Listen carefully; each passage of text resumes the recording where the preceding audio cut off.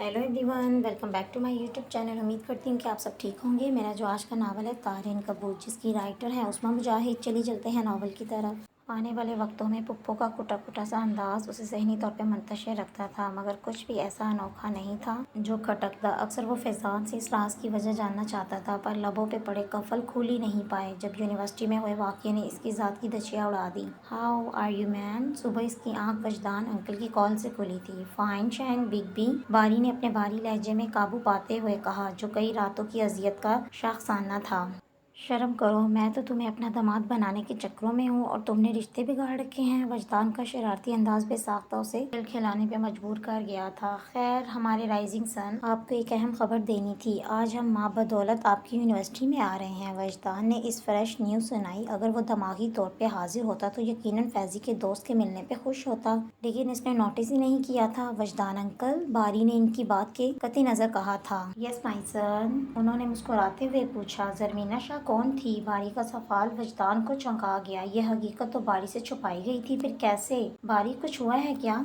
एक बेचैनी ने वजदान को घेरा। शाख खो गई है, शायद उसे ढूंढना है। सुना है मुजरिम ज़रमीना शाह थी, बारी ने खोए खोए अंदाज में कहा। वो जानता था कि वजदान और फैज़ान यकजान दो जिस्म थे। इनकी गहरी दोस्त में ज़रमीना शाह के वजूद से अनजान रहना नामुमकिन है। बारी, जो हुआ उसे भूल जाओ। मैं जानता हूँ कि तुम फैजी से बहुत मोहब्बत करते हो। ऐसा करते हैं, इसके लिए लड़की ढूंढते हैं। हमसायों की लड़की के बारे में क्या ख्याल है? वजदान ने हल्का फुल्का शरारती अंदाज अपनाया था। इन्हें लग रहा था कि शायद वो फैजी की उजाड़ जिंदगी से उदास है, तभी इसके लफ्जों की गहराई को नहीं माप सके थे। इधर उधर की बातें करके उन्होंने मोबाइल रख दिया था। वो अपने लेक्चर के बाद बारी से तफसीली बात करने का सोच रहे थे, लेकिन उफक शाह पढ़ने वाली उनकी गैर इरादी निगाह ने 20 साल का वक्त खींच के इनके सामने ला रखा। बारी की ज़हीन निगाहों से वजदान के चेहरे पे आया पसीना, और बारी को देखते उफक की तरफ इनका मख्फी रवैया बारी को चौंका गया। वो कड़ी से कड़ी जोड़ने लगा था। ज़रमीना शाह और उफक शाह का संदा से होना ही पहला इशारा था।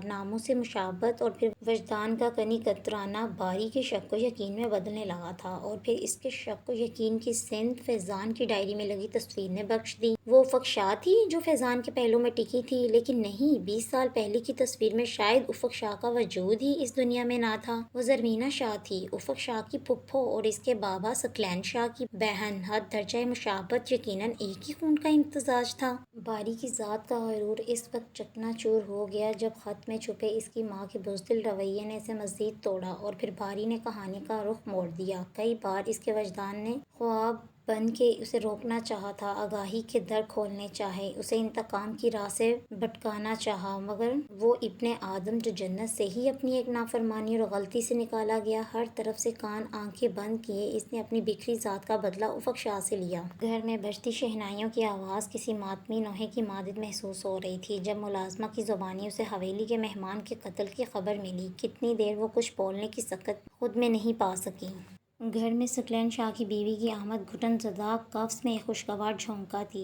बख्त भरी इंतहाई खुशमिजाज खतून साबित हुई थी। ज़रमीना शाह अक्सर अपने हुजरे से बाहर इनके साथ वक्त गुजारती, और गुजरे दिनों से मुस्तकिम शाह और सब्तैन शाह के बाद उफक शाह को भी इनकी झोली में ला डाला। बारी की कमी इन्हें बेकुल रखती। जब अक्सर रातों को वो हवेली में बच्चे के रोने की आवाज़ें सुनती, वक्त पंख बन के उड़ रहा था। बच्चे जवान होने लगे थे, हाल माजी बुनता जा रहा था। जब उफक शाह की जिद पे सकलैन शाह को हार मानते और उसे पंजाब यूनिवर्सिटी पढ़ने के लिए भेज दिया गया। वो बचपन से हर बात ज़रमीना शाह से शेयर करने की आदी थी, और ऐसे में बारी का बार बार का जिक्र इन्हें कई बार अजियत में मुब्तला कर देता। लेकिन ज़रूरी तो नहीं था कि वो इनका बारी हो, जबकि इसकी वालदियत भी फैज़ान के नाम से ना थी।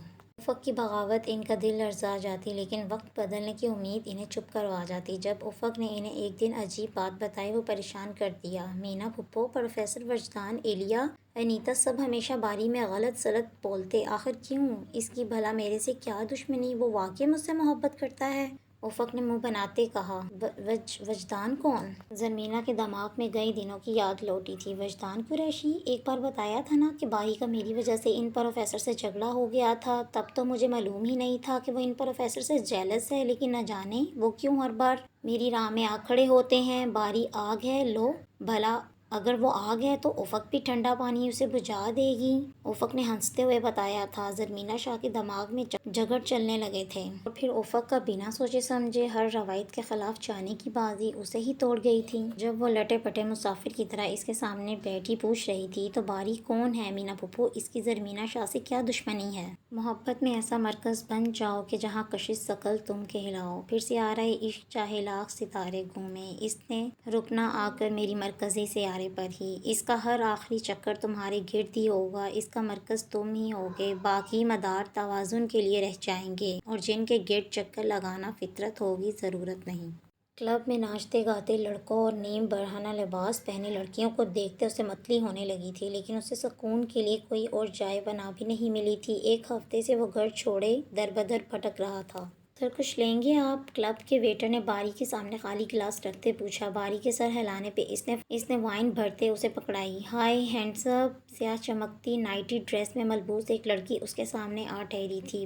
باری نے نیم خواب بیدہ آنکھوں سے اسے دیکھا تھا۔ ہائے، آئی ایم میرال۔ اس نے اپنا مخلوطی ہاتھ آگے بڑھائے باری کے سامنے کیا تھا، جسے بنا کسی تردد باری نے تھام لیا تھا۔ واؤ نائس مائی ڈانس پارٹنر۔ تیز چمکتی روشنی نے اس کے وجود کا گھیراؤ کیا تھا۔ کچھ دیر پہلے ہی کی گئی ڈرنک اس کے حواسوں پہ چھانے لگی تھی۔ شیور اس کے نیم برہنہ وجود کو دیکھتے وہ مسکرایا تھا اور پھر کتنی ہی دیر اس کی باہوں میں اپنا سکون تلاش کرتے۔ باری نے سوچا بھی نہیں تھا کہ ایسا کون اسے اس کی اصل شناخت چھین رہا تھا۔ افق، تم جانتی ہو میں نے تمہیں کتنا مس کیا ہے؟ کہاں چلی گئی تھی تم تو شراب سے بھی زیادہ بری عادت ثابت ہوئی۔ لوٹ گئی باری کو میری، جو اسے امیر آدمی میرال جو اسے امیر سامی گردانتے بڑے آرام سے شکار بنائے کلب کے ساتھ بنے کمرے میں لائی تھی۔ باری کی بات سنتے چونکی، جو اسے اپنی باہوں میں پینچتے ہر حد تجاوز کرنے پہ تیار تھی۔ او ہو باری، آئی مس یو ٹو مائی لو۔ دیکھو تمہاری افق تمہارے پاس ہی ہے۔ انتہائی مکاری سے اس کے حصار میں مقید میرال نے اپنی سیل سے ویڈیو آن کرتے سائڈ پہ رکھا تھا۔ وہ جو افق کی مہک خود میں اتارنے کو تڑپ رہا تھا، ایک انجانی مہک اسے حواسوں میں لائی تھی۔ دور رہو مجھ سے، تم میری افق نہیں ہو سکتی۔ وہ ایسے کپڑے نہیں پہنتی تم۔ افق باری کا سر بوجھل ہو رہا تھا۔ تو تم نے مجھے وہ جو پوچھنا چاہتا تھا کہ اس نے باری کی ڈرنک میں کیا ملایا ہے، کثرت نوشی سے اسے حواس باختہ کیا تھا اور بے سدھا بستر پہ گرا تھا۔ میرال نے اس کی حالت دیکھتے افسوس بھری نگاہوں سے دیکھا۔ باری کا یوں بے سدھا ہونا اسے غصہ دلا رہا تھا۔ اچانک یہ خیال بجلی کے جیسے دماغ میں کوندا تھا۔ اس نے آگے بڑھتے باری کی شرٹ اتارے، اسے بستر پہ سیدھا کیا۔ اس کی بے ہوشی کا بھرپور فائدہ اٹھاتے وہ کئی ایک نازیبا تصویریں کلک کرتی آگے فارورڈ کرنے لگی تھی۔ کام ہو گیا سر۔ ایک بھرپور اسمائلی بھیجتے ساتھ اس نے باری کو تعصب بھری نگاہوں سے دیکھا۔ عبدالباری، تم ایک سستی شراب کے نشے جیسے ہو جو فائدہ تو کوئی نہیں دیتی لیکن جگر جلا دیتی ہے۔ نفر سے کہتے اس نے وہاں سے نکل جانا مناسب سمجھا۔